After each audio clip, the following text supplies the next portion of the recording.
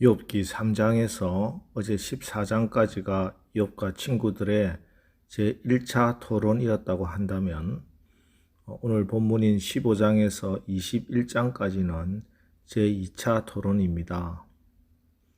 2차 토론도 먼저 엘리바스가 입을 엽니다. 처음에 4장과 5장에서 엘리바스는 욥이 이런 상황에 처하게 된 것이 욥의 죄로 인함을 넌지시 그리고 은유적으로 말을 했습니다. 그때 엘리바스가 기대했던 것은 욥이 자기의 말을 듣고 자신의 죄를 인정하는 것이었습니다. 하지만 욥은 자기가 이런 일을 겪을 만한 죄를 지은 적이 없으며 자기가 왜 이런 일을 당해야 하는지 그 이유를 알지 못하겠다 하고 항변하는 것을 보니 화가 난 것 같습니다. 그래서 이번에는 엘리바스의 말이 처음에 말을 할 때보다 훨씬 더 공격적입니다. 욥의 친구들은 욥을 정죄하고 책망하는데 나름대로 자신들의 뚜렷한 가치관을 가지고 있습니다. 엘리바스는 경험적인 지식으로 욥을 정죄합니다. 그의 주장을 한 문장으로 요약하면은 죄를 지으면은 그 벌을 받더라 입니다. 빌닷은 전통을 가지고 욥을 정죄합니다. 그의 주장을 한 문장으로 요약하면은 옛말에 틀린 것이 하나도 없다 하는 것입니다. 그리고 소발은 논리입니다. 원인이 있으니 결과가 있다 라는 주장이죠. 요약하면은 네가 고난을 당하는 것을 보니 죄를 지은 것이 틀림이 없다 입니다. 이렇게 욥의 친구들은 자신들이 갖고 있는 근거를 가지고 욥을 정죄하는 도구로 사용하고 있는데 가만히 생각해 보면은 욥의 친구들이 욥을 정죄하고 판단하는 것이 바로 또 우리가 다른 사람을 판단할 때 사용하는 도구들이기도 합니다. 자, 그런 의미에서 욥의 친구들의 모습이 오늘 우리 모두의 자화상과 같습니다. 우리 속에는 엘리바스도 있고 빌닷도 있고 소발도 있는 겁니다. 그리고 더 큰 문제는 이 내로남불이라고 내가 하면 로맨스고 남이 하면은 불륜이라 이런 세상 사람들이 가지고 있는 그런 기준으로 우리도 함부로 남을 정죄하고 있다 하는 것입니다. 그래서 우리는 나에게는 좀 더 엄격한 잣대를 가지고 스스로를 돌아봐야 하겠고 오히려 남에게는 내가 모르는 또 다른 사정이 있을 수도 있다 하는 것을 인정해야 하겠습니다. 자, 오늘 본문으로 돌아와서 이제 오늘 엘리바스의 주장은 욥이 자기의 고통과 억울함에 대해서 하나님께 계속 이렇게 기도로 나가자 이 잘못한 주제에 하나님께 기도하는 욥의 모습이 못마땅하게 보였습니다. 그래서 엘리바스는 욥, 네가 하나님께 기도할 필요 없고 우리 친구들이 충고하는 것이나 잘 들으라 하는 식으로 말합니다. 엘리바스와 친구들이 볼 때 욥이 고난을 당하고 있는 모습 자체가 분명히 그가 하나님 앞에 무엇을 잘못한 증거입니다. 그렇게 잘못한 사람 주제에 어디 감히 하나님 앞에 나가려고 하고 하나님께서 원통함을 풀어달라고 이렇게 기도하느냐 더욱 비판하게 되는 겁니다. 15절로 17절 말씀 하나님은 거룩한 자들을 믿지 아니하시나니 하늘이라도 그가 보시기에 부정하거든 하물며 악을 저지르기를 물마심같이 하는 가정하고 부패한 사람을 용납하시겠느냐 내가 네게 보이리니 내게서 들으라 내가 본 것을 설명하리라. 이 말 쉽게 풀이하면 욥아 하나님이 얼마나 거룩하신 분인 줄 아느냐 그런데 어찌 감히 너처럼 죄인이 너처럼 거룩하지 못한 인간이 너처럼 이렇게 부정한 인간이 감히 하나님 찾느냐 하나님 찾지 말고 우리 충고나 잘 듣고 잘못이나 뉘우치는 게 낫다 이런 말입니다. 그러나 그 와중에 욥은요 더 필사적으로 하나님을 찾습니다. 너희들의 충고는 내가 알아듣지만, 너희들이 말하는 의도는 알겠지만 나는 필사적으로 하나님 붙잡으려고 한다. 감히 죄인인 네가 하나님 만나겠다고 당당하게 주장하는 게 말이 되느냐며 욥을 비판하고 손가락질하는 상황 속에서도 욥은 그래도 하나님을 찾아야 한다. 그래도 하나님 만나야 한다.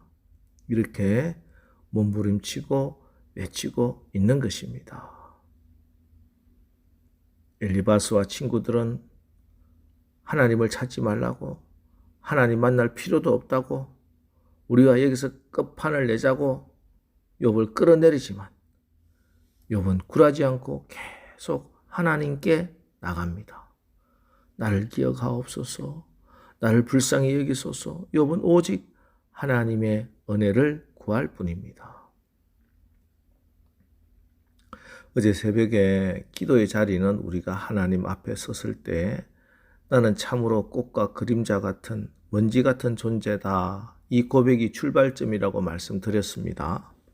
자, 그런데 또 하나 중요한 것이 있는데, 그럼에도 불구하고 우리는 감히 하나님께 나가야 한다는 것입니다. 창세기에 보면은 소돔성의 심판 앞에서 소돔을 위하여 기도하는 아브라함의 기도의 모습이 기록되어 있습니다. 창세기 18장 27절, 나는 티끌이나 재와 같사오나 감히 주께 아뢰나이다. 나는 티끌이나 재와 같은 존재입니다. 우리가 하나님 앞에 섰을 때 참으로 티끌 같은 존재임을 고백할 수밖에 없는 것이지요. 이 고백 없이 그 누구도 기도의 자리에 이를 수가 없습니다. 어제 말씀드린 그 말씀입니다. 자, 그럼 내가 티끌 같은 존재이기 때문에, 하나님 앞에 설 수 없는 흉한 죄인이기 때문에 기도의 입술을 닫아야 하는 것입니까? 아니요. 감히 주께 아뢰나이다. 이 감히가 필요한 겁니다. 이 감히는 하나님의 자녀들의 특권입니다. 그렇습니다. 우리는 감히 어떤 문제든지 기도할 수 있는 존재입니다. 예수님 안에서 우리는 하나님께 무엇이든지 감히 아뢰 수 있는 하나님의 자녀가 되는 권세를 얻었습니다. 그러니 오늘 감히 하나님 아버지께 기도하십시오. 나는 죄인이기 때문에 거룩하신 하나님의 용서가 감히 필요한 존재입니다. 나는 연약하기 때문에 전능하신 하나님의 도우심이 감히 필요한 존재입니다. 티끌처럼 무력한 존재이기 때문에 감히 강철 같은 하나님의 도움의 손길이 필요한 존재입니다. 나는 할 수 없기 때문에 할 수 있는 전능한 하나님의 도우심이 감히 필요합니다.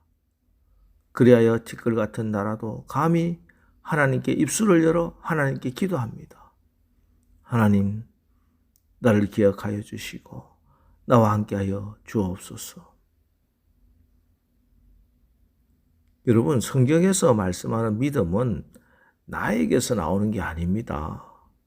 내가 옳다고 생각하는 것, 굳게 믿는 확신이나 나의 의지에서 나오는 게 아닙니다.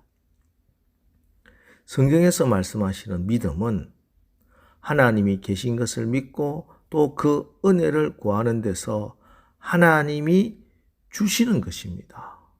그렇습니다. 하나님의 은혜가 임해야 됩니다. 하나님이 나를 불쌍히 여겨주시고 긍휼히 여겨주시면 되는 거예요. 그 중에 가장 큰 은혜가 긍휼하심이 우리가 하나님의 자녀가 되는 권세를 얻은 것입니다. 여러분, 예수 믿는다는 거, 복음이 믿어진다는 거, 이 기적이에요. 정말 신비입니다. 내가 믿고 싶다고 해서 믿어지는 게 아니라는 것이에요.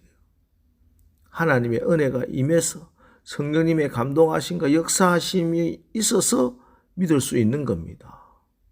그런데 우리가 이미 이 기적의 주인공입니다. 이미 하나님의 아들이요 딸입니다. 여러분, 사람의 실수보다 하나님의 은혜가 더 큰 줄 믿으시기 바랍니다. 여러분의 어떤 약점보다 하나님의 능력이 훨씬 더 크심을 분명히 믿으시기 바랍니다. 자기 의를 의지하고 자기 힘으로 예수 믿으려고 하면요, 절대 끝까지 주님을 믿고 천국까지 갈 수 없습니다. 하나님의 은혜를 의지하고 하나님으로부터 은혜를 받아야 그 믿음이 변하지 않는 진짜 믿음이 됩니다.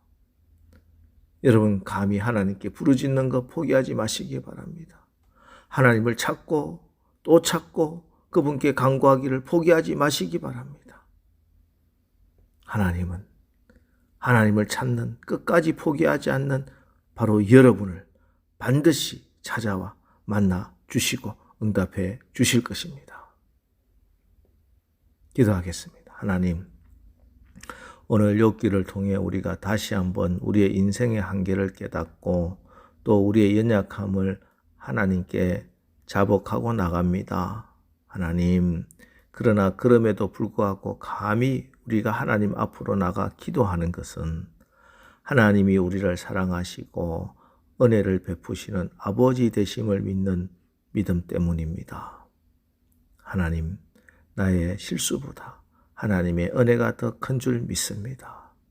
나의 어떤 약점보다 하나님의 능력이 훨씬 더 크심을 믿습니다. 우리가 이 믿음으로 하나님의 은혜의 보좌로 담대히 나가오니 하나님이 예비하신 은혜를 받아 하나님이 하나님 되심을 드러내고 증거되고 증명되게 하옵소서. 예수님의 이름으로 기도합니다. 아멘. 자, 이제 주여, 우리가 오늘도 감히 하나님의 은혜를 의지하여 믿음으로 나가오니 하나님이 주시는 은혜와 자비하심과 긍휼을 입고 사는 복된 날 되게 하옵소서. 오늘 말씀을 붙들고 우리 합심해서 기도하고 나가겠습니다. 우리 기도하겠습니다.